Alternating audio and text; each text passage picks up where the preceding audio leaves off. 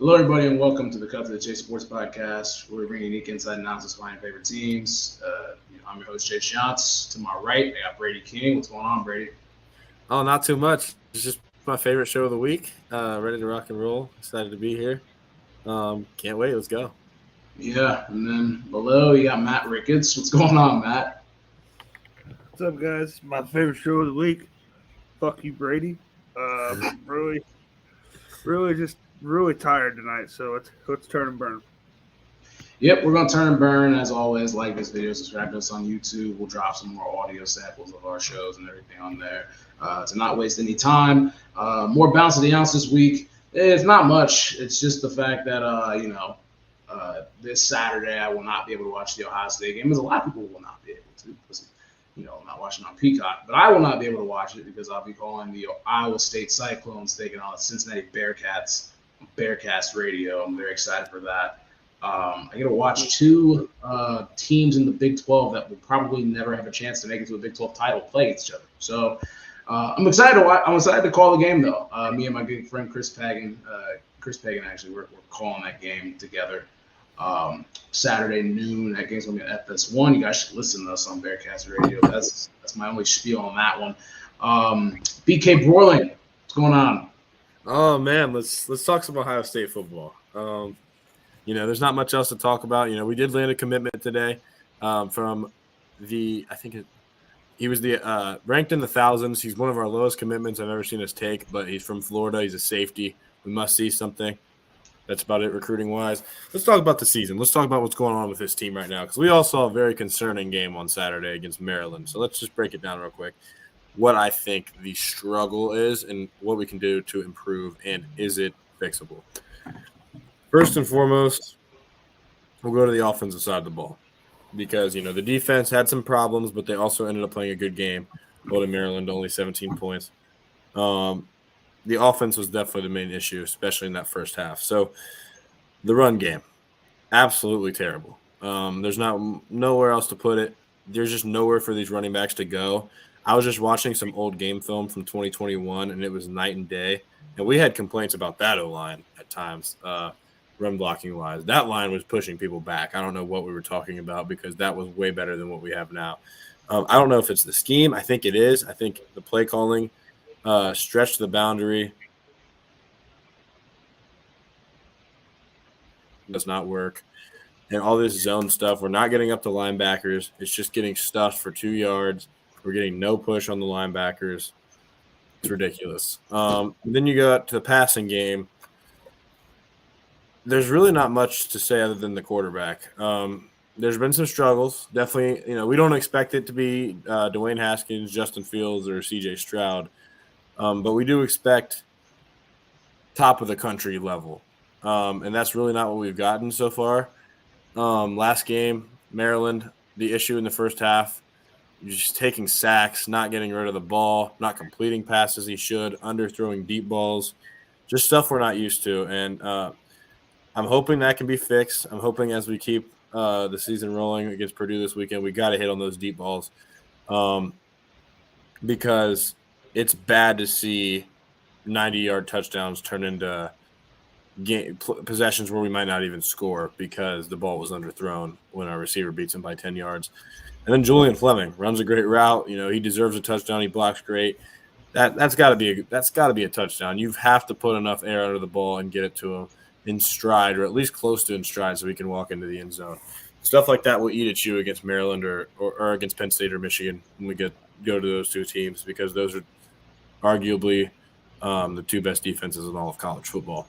So we've got to get better in the passing game. Cade Stover has played great. He is truly one of the best tight ends in the country. He runs good routes. He's very physical. He blocks good. When he engages, he can really, he's a nasty dude. He really has been playing well this year. And that's about all I have to say involving our offense. Defensively, Jack Sawyer needs to be better. Not getting enough pressure on the quarterback. Just isn't doing what we expected him to do. We got him committed to this end of 2021 recruiting class. We expected, I'm not going to say a Bosa level player, but something close to that, potential top 10 pick, something like that. And that's just not happened so far. Corners are playing good. Davison got beat for a touchdown, but it was a great catch early. Denzel arguably has been the best corner in college football, no complaints there. Linebackers need to play better. I'd like to see C.J. Hicks play over Steel Chambers every once in a while, play them both a little bit, but there's no reason to keep Steel in there if he's not going to make plays because that hasn't been happening lately. Then Tommy has had good and bad. He's definitely a good player, solid player, but he's been making some mistakes here in the last couple of games, some uncharacteristic. So that's okay. And the safeties have honestly all been doing a good job, and same with the defensive tackles. That is it for BK Broiling this week. All right, and then we're going to go over to Matt's picks. Matt, you got 3 of them for us this week, I believe. What do you got?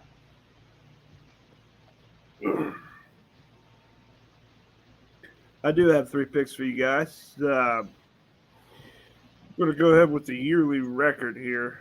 11, 6, and 1 so far. Picks against the spread. We had a losing week last week. First 1 and 2 week of the year. But, hey, it's all right. You win some, you lose some, but we're 11, 6, and 1 so far this season. For this week here, I'm going to take the Oregon Ducks money line plus 120. I think they're the most complete team in the Pac-12. I think they're going to prove that today. Or, I'm sorry, not today. Prove that this week against the Washington Huskies. I think they're more balanced on both sides of the ball than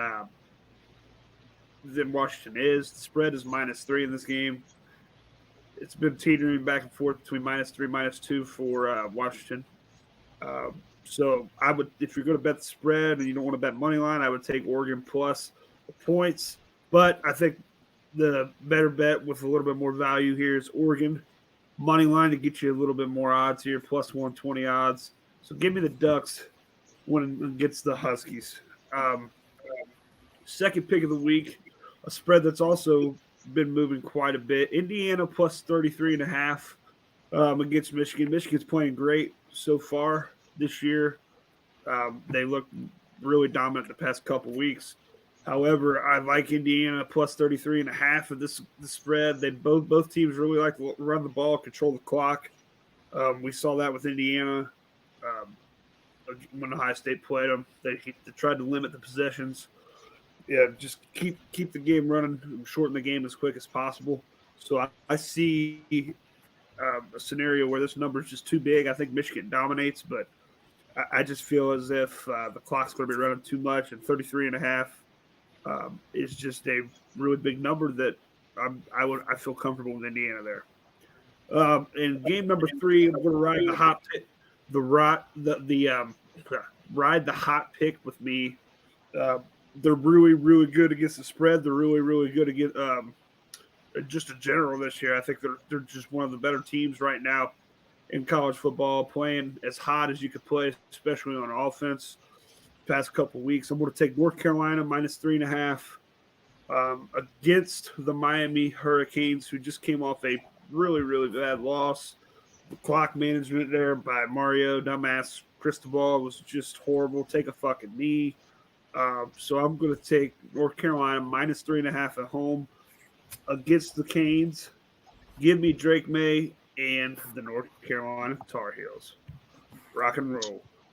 There you go. There you go. That's Matt's picks for you this week. We'll see how he does going forward.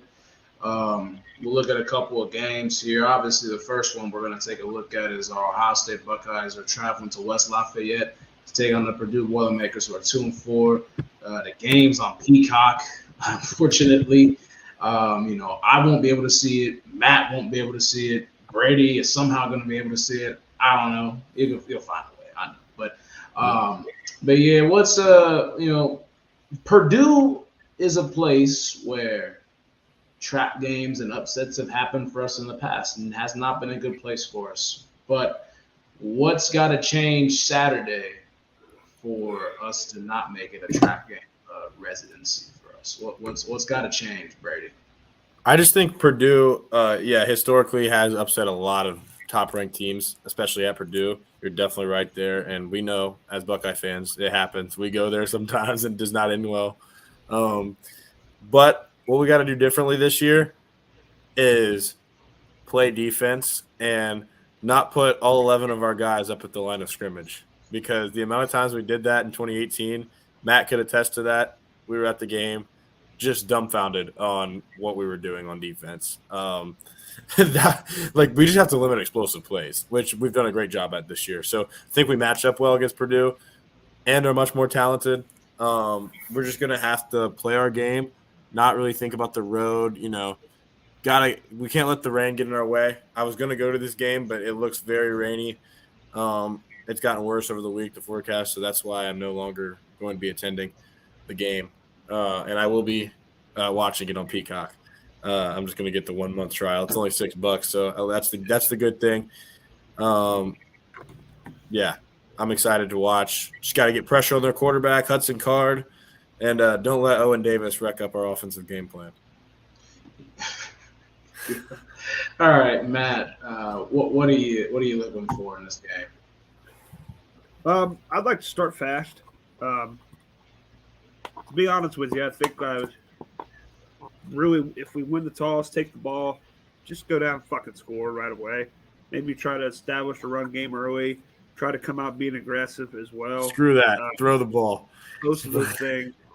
We got to get better running the ball. I mean, there's no – I get it, but we got to get better. So, get better on offense, start fast. I would like to start fast. I don't really give a fuck if we throw it or run it. I think coaches should always run the ball.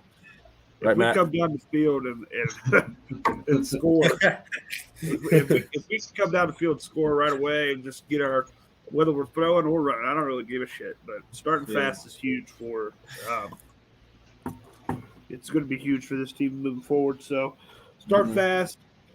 In a shitty weather game, just put these pussies away real early so I don't have to worry about it, and we can just fucking beat Purdue. Yep. So you have to take it one game at a time. And obviously last year Northwestern was the conditions game. I mean, a lot of wind in that game. Changed game plans up and everything. It made C.J. Stroud run.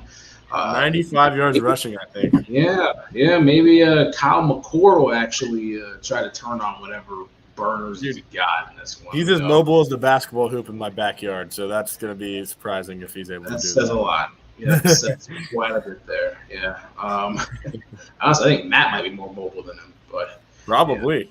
Yeah. There's a couple other games. Highlight Oregon-Washington's a big one. Matt already made his pick on that. It's actually at Washington. I didn't realize that.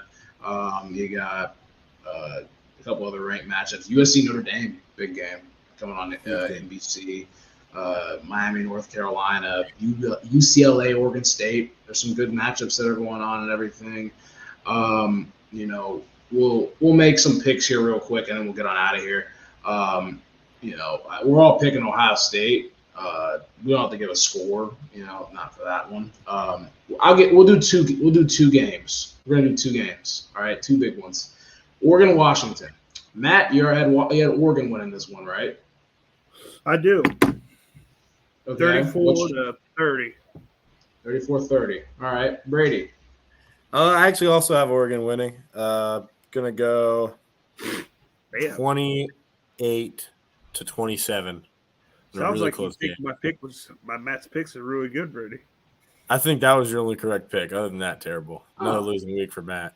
You gotta love the bonding. I'm kidding. I didn't actually think they were that bad. You gotta love the bonding between these two. Man, I'm gonna go Washington. I think they're gonna win 34-33. It's gonna be a really good game, but I think Washington's gonna. Then you're a pussy. Better. You know what, Matt? Next time I see you. All right. Wait. Well, never mind. Next time I see you is all I gotta say. Hurry up! Right. I gotta go to the bathroom. USC Notre Dame. That's the last pick. Then you can go take your shit. All right. What do you got? I think I'm going to take Notre Dame. 34-27. Okay. Brady, what do you got? I think I'm going to take USC this game. I feel like I wanted to pick Notre Dame, and I think they're similar level teams, but I'm going to go USC. I think their offense rolls in this one. I think they're going to win 41-34. That's a good pick. It's going to be a rainy game there. From what I've, they were. Oh, you're right. Yeah. Let me change that. I forgot about that. Let's go 20. Let's go 24 20 USC. The whole state of Indiana is going to be underwater. Yeah, exactly. That's why I ain't going to the game anymore. Yeah, nothing wrong with that. I'm going to say 27-20. All right, cool. With that being said, Matt, Ricky, Chase, John, see you guys.